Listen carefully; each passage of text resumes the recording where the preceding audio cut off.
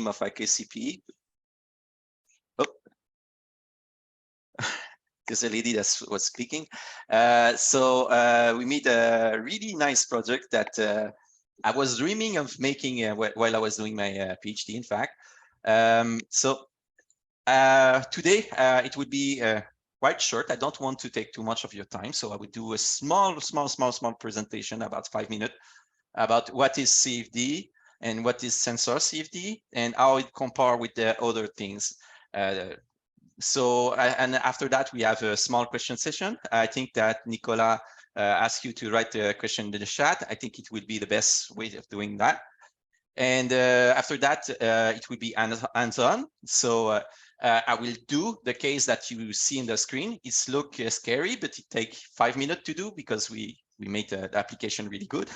And then show the results. If you want to follow along, you can, or maybe if you want to try after, we can talk and we can adjust everything. So, okay, what is computational fluid dynamic? Computational fluid dynamic is the art of using physics to follow the fluid with equation. I use equation, not computer, because it was existing before computer. For example, it was used. Sorry, I'm supposed to have my notes not far.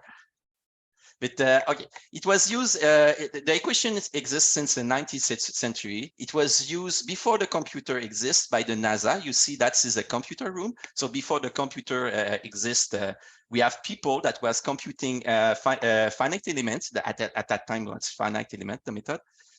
So it's used through physics. It's not machine learning. It's not a black box. It's proven equation that exists since the 19th century. It's a proven numerical method that exists before the computer. And it's model all the important physical phenomena. So the momentum, the heat, the turbulence, the buoyancy, everything is modeled.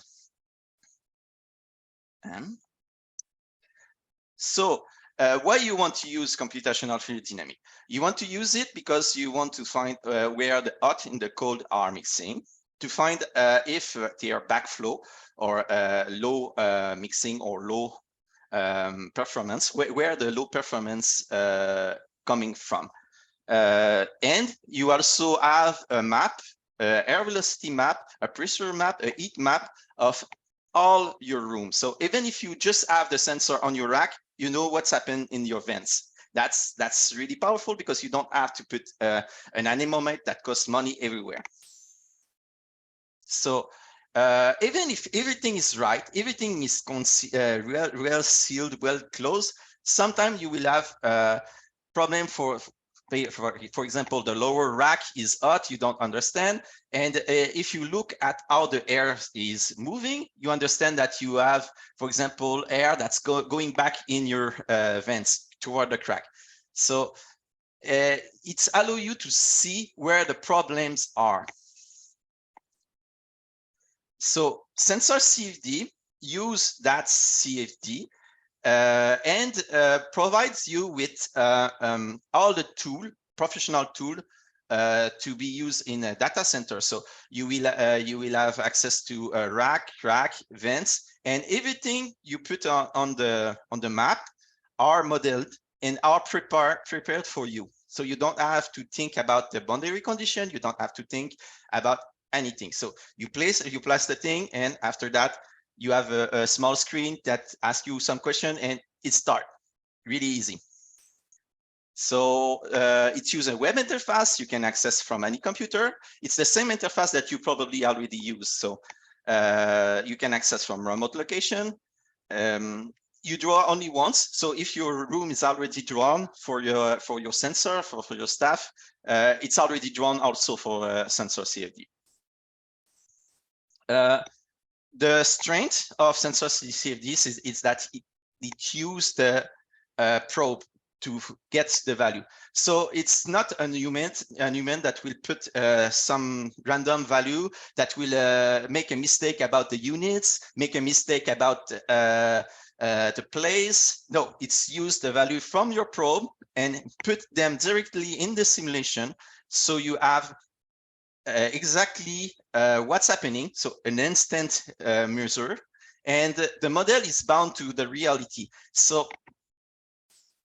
each boundary condition for our model is bound by the probe that is in your installation. And I think we are the only one that offer that. I never saw that kind of tool. So usually when you're doing CFD, you have a lot of job to do. The drawing is one step, just one step. After that, you have to do the meshing. The meshing is splitting the volume in small elements. And it's really, really hard. When they work on planes, it takes something like 4 months to do the meshing of the plane, not the drawing, the meshing. So it's really hard. Then after that, you have to configure your case. So you put the right solver, the right boundary condition, the right scheme for the equation, how to split. You have to parallelize so that everything is run quicker. Then after that, you have to take all the data, bring them back, and make the beautiful image. Then you can enjoy. So it's take a lot of experience, a lot of years to learn. If you use a professional software, it costs you a lot of money. And yes, you need a really good computer. With sensorCFD, we cut mostly all the steps. So you draw, you run, it's finished. No meshing. The meshing is made for you behind. The choice for the scheme are already made. Everything is made, and you draw, you run, it's finished. And there's no trade-off. It's the real thing that's run behind. It's a finite volume method. The meshing is it's not a crappy meshing. It's a really good meshing with hexahedral mesh. Yes, and the core, the toolkit that we use, is subject to thousands of publications. It's really used in everywhere. So that's the tool. It's not more complex than that. I think that when I will show you how to use it, you will see how easy it is. So do you have some question?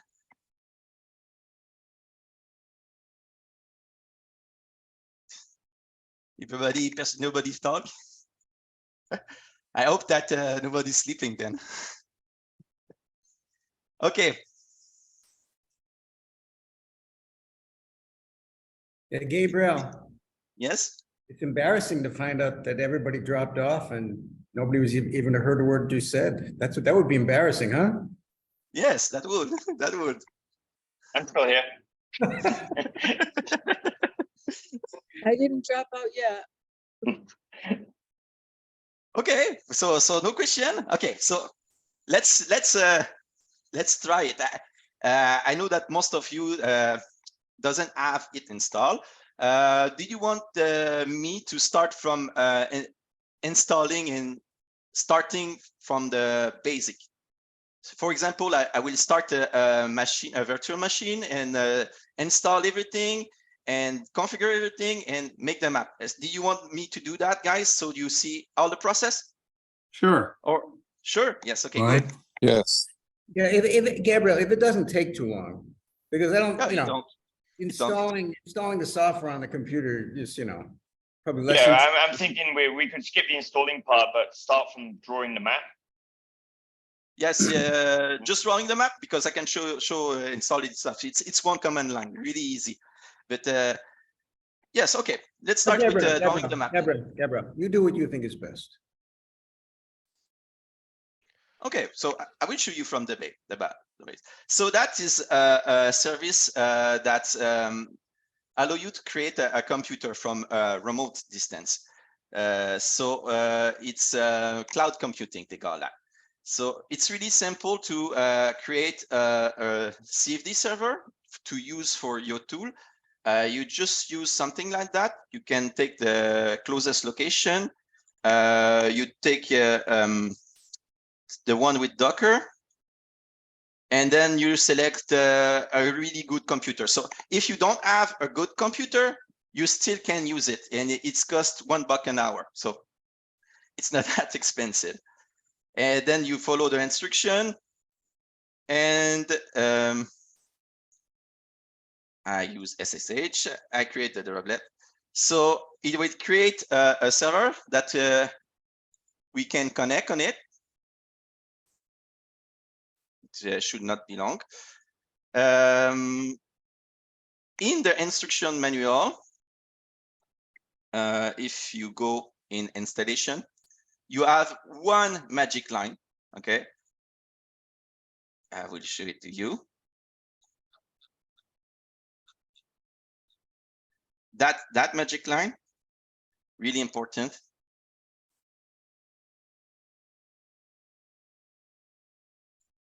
Gabriel, I noticed that you're using the French version. French version. Yeah, the server, our server comes in every language. And I noticed with the drop-down box, it was all French. Oh, really? Yeah, do it again. You did that in APS, you did the drop-down box. All the instructions were in French. Oh, really? Okay. Oh, yeah, for the pictures, for the manual. Oh, yeah, we'll change that. Good. No, it's just nice. It comes in every language. That's nice. So I'm connecting to the server. So now I'm on the server I just started. So it's fresh. It has nothing installed in it. And I will just paste the command. Oops, I have to get it again.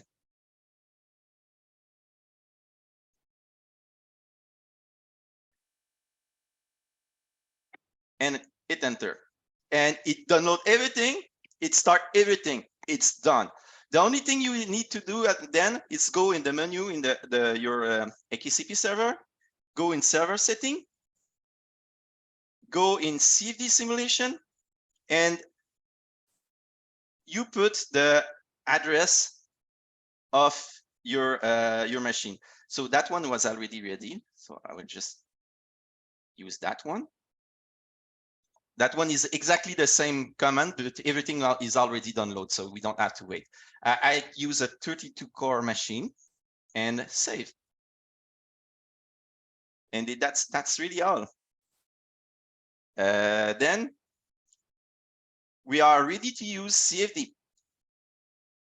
All set. So we will create a data center, server room. Next. I can put, I made a little map for you to try. If you want, I can send it to you. I have the link not far. I try to get it. Here we go. In the chat, you will have.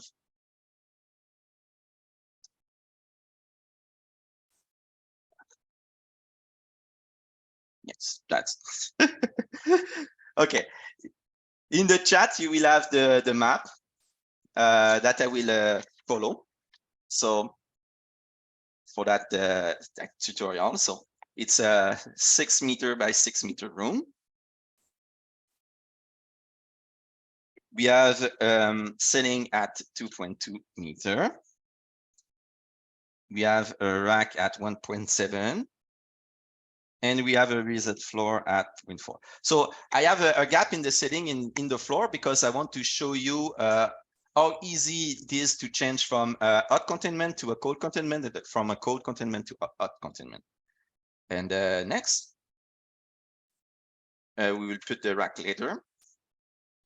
So this is the drawing software. And the drawing software is really, really easy to use. It's easier than the drawing software I used to draw that. So you unlock the map and you go on the pen, map editor mode. And exactly like I told in the presentation, you have every tool already ready for you. So that is a rack. I'm lazy, so the size is exactly the same as I put on the map. And we will rotate it. So it's a cold containment. So we will put the front in the containment. I will align the rack like in the plan. So I would take it like that. And 1.7 59, 39. So you can use the arrow on the keyboard to place things. It's much easier if you have a precise input to do. So 85. And then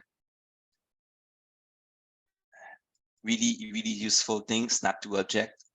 I will snap, make a copy, snap, copy, snap. Oops. So then I will put the containment. So draw it like that. Containment is 112 by 2.4. If you have difficulty with the mouse, you can go edit everything in the box. So it's get much easier.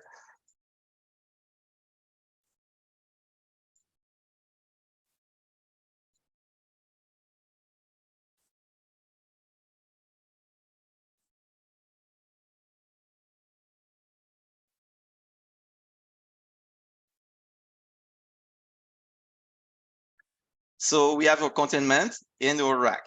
So now we will put the crack. So the crack, yeah, it's really important that you read, because sometimes you will do a mistake. Since we do a code containment, we want to use the second type. That's that one. And the dimension, it's 575. I put it down, and then exactly like in the map I sent, I will take it and 56 and 264. Here we go.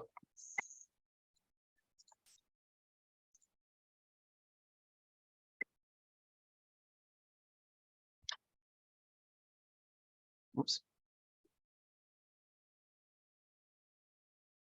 4.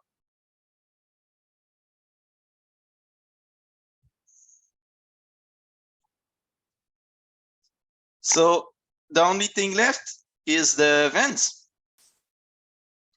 So I will put it there because I find it more easier. So it's a 40 by 40.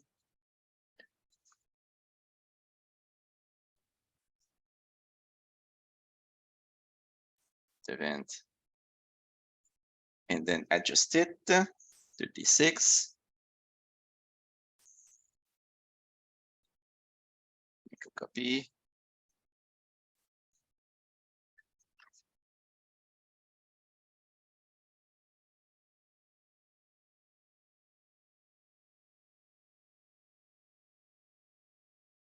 Okay, I use the mouse and control to select multiple objects, and then I center them. I think it's good.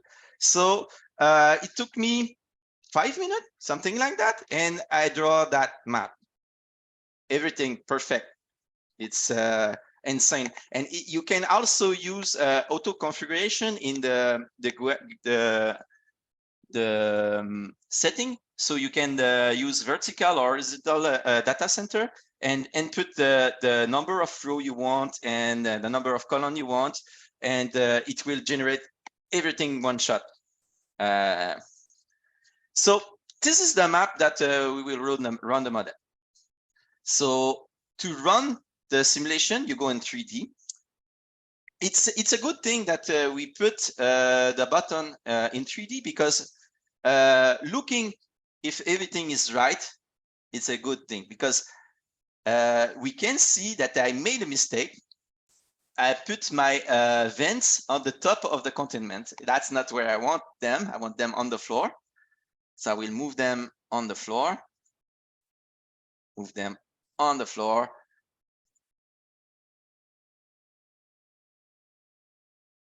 Here we go. And now we have everything ready. So we can go there, run simulation. Next. So if you have the sensor, you click there and it's done. It's load the sensor and it put the value, it's finished. If you don't, you have to do some guessing game and some adjustment game. So since it's perfect, the drawing, the outlet will be the same as the inlet. Because we have no air mixing, because we have contained everything. And here again, if you have the sensor, one button, click. So if you have a, I don't know, AD rack like that, load from sensor. So it takes the value everywhere and put the real value on that. That's wonderful. In fact, that's so nice. So since we have two rack, just two crack, and then at the end you confirm that everything is right. So you have a volumetric flow. It's in meters cube by second. I think usually it's by hour or minute. So just be sure that the units is a meter square by second, not the usual value that you use. And velocity, because we use the surface and we compute the velocity of the outlet. So finished. Yes, do you want to start the simulation? Okay, so it started. We did all the model, everything, 5 minutes. Right now it's sent. Okay, the meshing will be done, and the simulation will start, and everything will be done in. For that case, it's about 1 hour to be safe with the computer I just rented.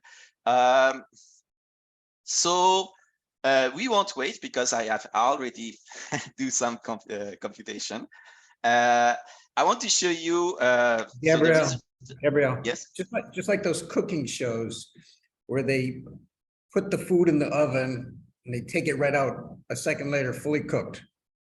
Yeah, that's what we got that. It's already cooked.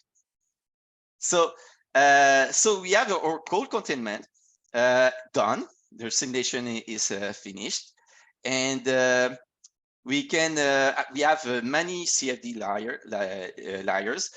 Sometime maybe you will need specific layers, so maybe just send us an email and we can add it for you to be easier. So yes, let's look at the temperature. If you look at my my video, you know that when everything is perfect, it's sad because everything is uniform. So let's look at the velocity.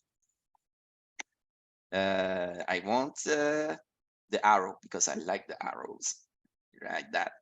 So we have our air conditioning unit that take the air in and put the air out, exactly like we expect them. We can also see the velocity right there, with that one. No, I want this one. Yes. So there's a lot of stuff you cannot see. You just remove the layers. And a small trick, a small trick that I found using the software is that you can ask single rack without having a rack selected. So it will hide everything. So now you can look behind the rack. So yes, we can see the air getting out of our containment and getting in the rack. So all of this is real physics, is known, is the equation that exists. The thing that will be wrong is that if the user make a wrong input and if there are detail or something that is not expected. Now I want to show you mistakes, because everybody does mistakes. I do mistake, and problems. So we'll start with a mistake. If you do hot containment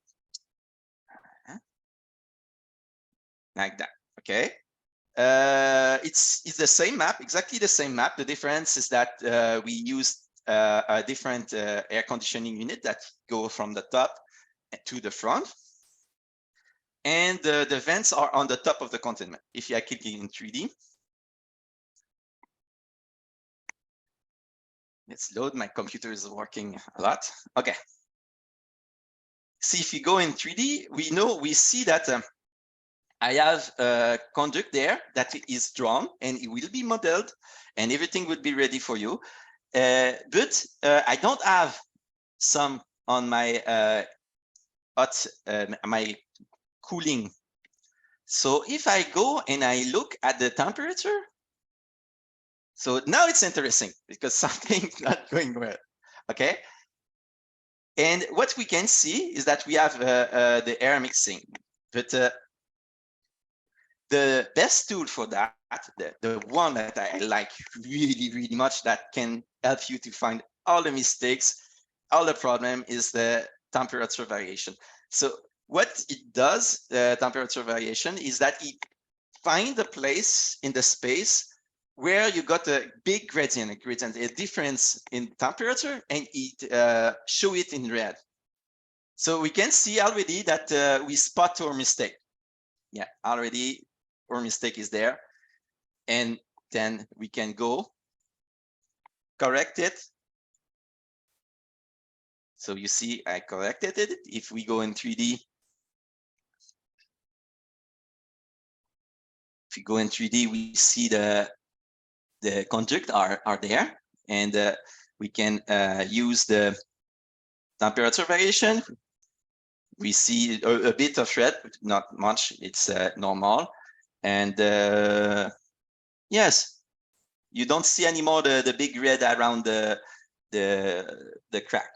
And if we look at the temperature, it's get boring again. And yeah, we can look at the airflow. We can go to look at everything again. So that's for hot containment. But the error, it's not always the user. Sometimes the user draw what he understands of the situation, and the probe doesn't agree. For example, I show you example where the containment is closed and everything it's perfect, but sometimes the drawer will draw, and you won't think about a gap somewhere. If there's a gap somewhere, the probe will give you a different value that the model cannot deal with. So you will have problem, and what's it's create a gradient of temperature around the inlets. So if you go in that tool, the same temperature I, you click at it, you will see that, oh, okay, I got red on my inlet everywhere. So in that containment, what the user draw or the probe are not agreeing. So the model cannot find where the code is coming. So for example, if we take the temperature slice, yes, you will see that our chart is going crazy. We go at 60, 45, 40, something like that. So he tried to solve, but he cannot solve because since we use physics, and the physics say that the air cannot pass through a containment, but the air pass through a containment, it doesn't work, but you can see it. So that's really useful if you click on the temperature variation and the probe doesn't agree, you will see it too. So already you can find mistakes. So that means that the containment is not perfect. Maybe the user think they are perfect. It's not perfect. And yes, we can show another mistake. That mistake, I never made it, but it can happen. It's the rack are not in the right direction when you draw it. Here again, if we click on the red, the temperature variation, we see that, yeah, something's wrong. And if we look at the map, yes, we get a lot of mixing and a lot of difference. So yeah, that's about what I have to show. If you have questions, you are free to ask.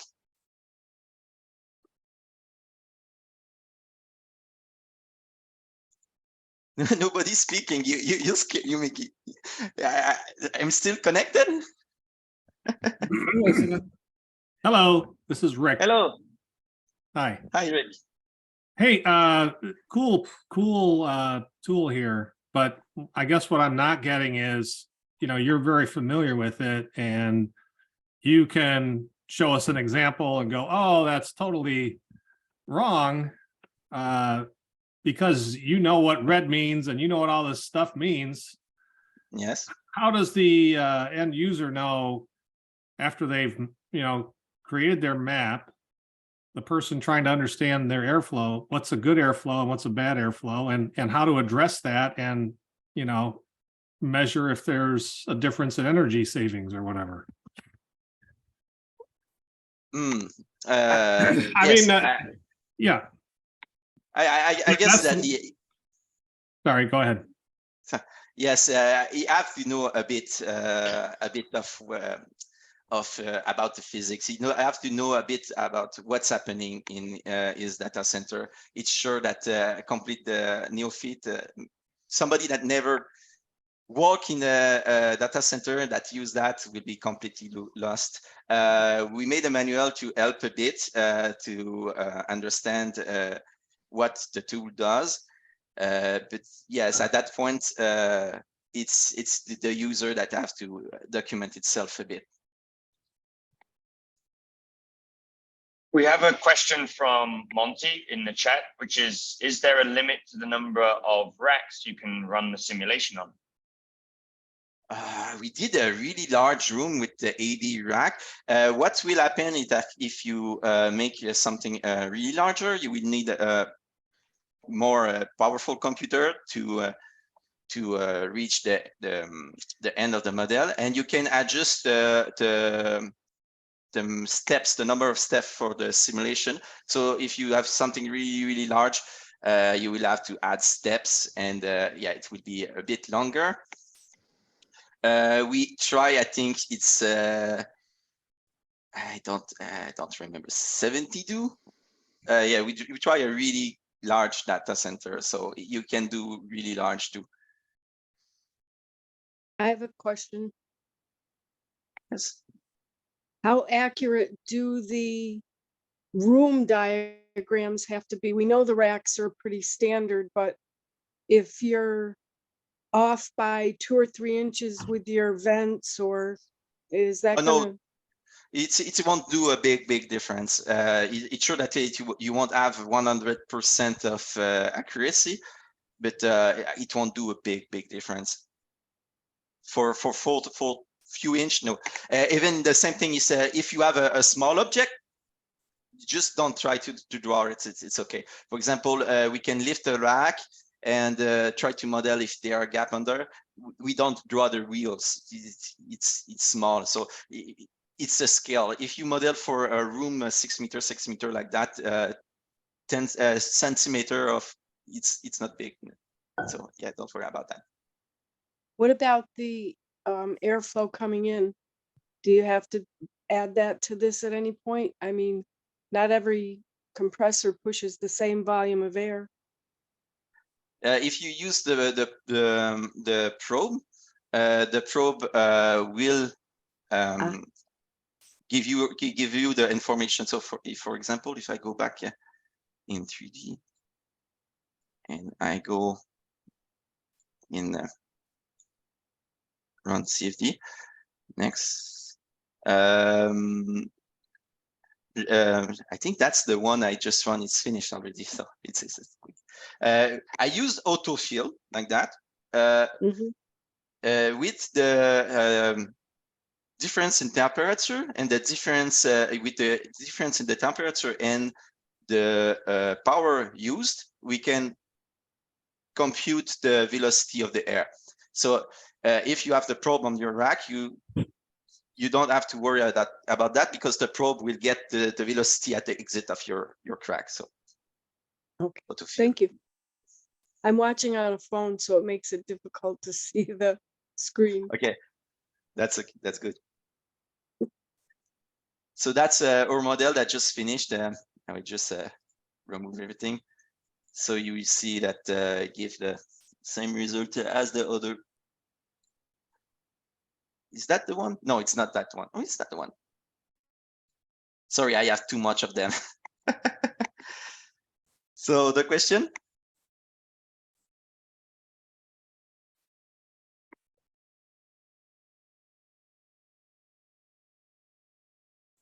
Oh, you can always send me an email, go on the forum on AKCP to ask questions. So small question. Gabriel. Yes. Gabriel. Okay. I wonder, does the customer always have to run the CFD portion of the AKCP server on the cloud, or is there's a way to run the server locally? Yeah, you can install it on your own server. There's no problem.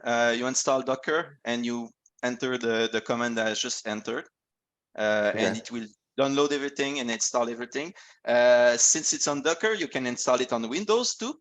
You don't have you have Linux. It's just that Windows have a layer of compatibility. CFD CFD is made to be used on high performance computing, so it's used on large cluster. So usually they don't use Windows. So the software was made for Linux, but it's run on Windows. It's just that you have to work a bit more and have a better computer. Yeah. Okay. And the cloud works as well. I mean, you can install in Amazon if you want, right? Yeah, Amazon. I put the instruction for Amazon. I don't like Amazon because it's a bit hard to start the right thing. But you can find on Amazon and Microsoft Azure, you just start the service with Docker and you're fine. Good. Another question, what's the catch? I mean, we have done CFD in the past with, professional CFD tools for data center simulation. And they're costly, as you said, they're complex to configure. And you suggest that, there's no need to do the meshing in the workflow you mentioned. I mean, is there any catch or something, that we need to be aware of when selling the solution? Well, first of all, Arturo, we've been working on this for a couple of years. We have like a team of 10 people working on this. But in point of fact, except for internal testing, let me put it this way. If you really use it, I'm sure you're going to find plenty of bugs, which you won't find probably in older, more mature software. So that's one thing. But your real question is, why are we doing this? Why are we releasing it for free? Well, to bring people into the AKCP family, get them used to our sensors. I mean, you can use any sensor that you have. If you only have one sensor in the data center from existing customers, it'll make the simulation a little bit more accurate, but you might want to add 10, 20, add in our full thermal mapping, add in our power meters, our non-invasive power meters. So you don't have to shut the cabinets off. You don't have to shut the racks off to install our inline power meters.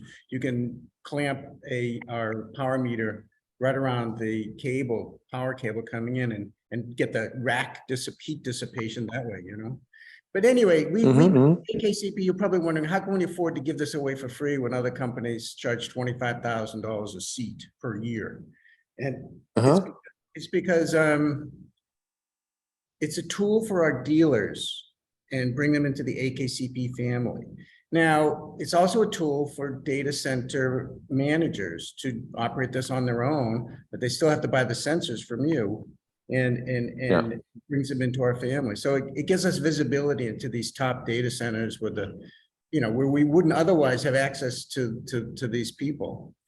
And it helps us to sell sensors too. So that's basically how we. Okay, great news. I mean, I wasn't aware it was free. I mean, that's It's free. something. It's free I mean, the AKCCPro Server is free if you have under 4 base units. So sensorCFD will be free if you don't use any sensors. Yeah. But there's a license, very minimal, I think, just barely covers our costs. I'm sorry, go ahead. Yeah, and also it's designed to be used with sensor. The choice for the boundary condition, the choice for the equation that is designed to be used with sensor. It's really important. No, that's really, really great. I mean, you just have to have AKCPro Server, and this comes as a add-on for free. I mean, it's great news. Yeah.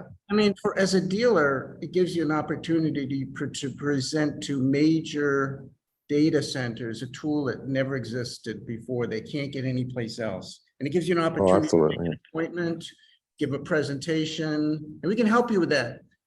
Even model, if you have a major presentation with a big customer, you could even for the presentation, you could, you know, get some floor plans, do some basic modeling of his data centers to make that presentation more customized for him.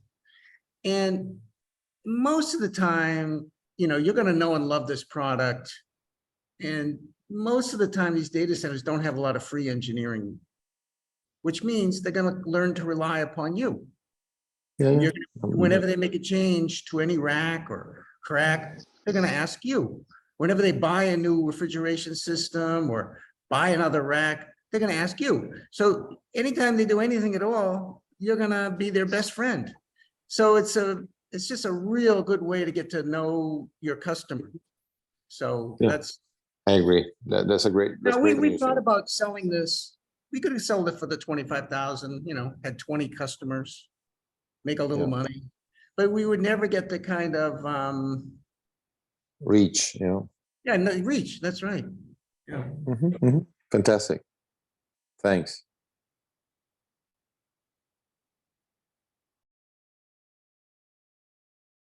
And as I say, on the press release, we said Gabriel is available for you. You know, if you have a big presentation, you know, I don't know how many couple of hours of his work, you know, maybe you could use him the first time and he can, you know, teach you how to do it the second time, that sort of thing. You know what I mean? Also, we have some backing tools. So if you have a special shape or you want special layers, we can put it easily for you. So it doesn't cost a lot. I'm guessing there's lots of features we don't have.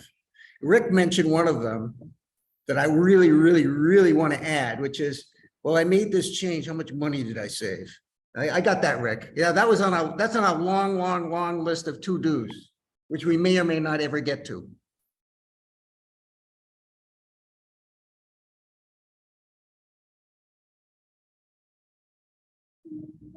Is there any more question? Anybody that knows AKCP knows that it takes us forever to finish anything. At least that's my feeling.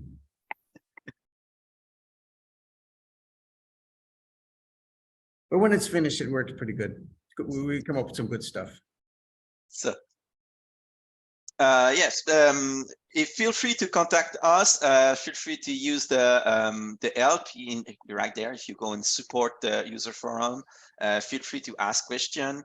If you need some adjustment or some new items, feel free to ask. Yeah.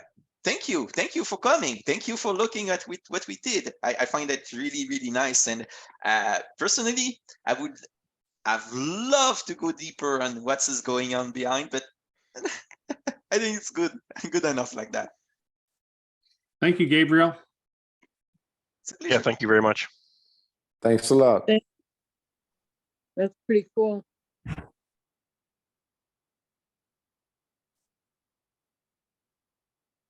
Okay, well, thank you everybody for your attendance today. This session was recorded.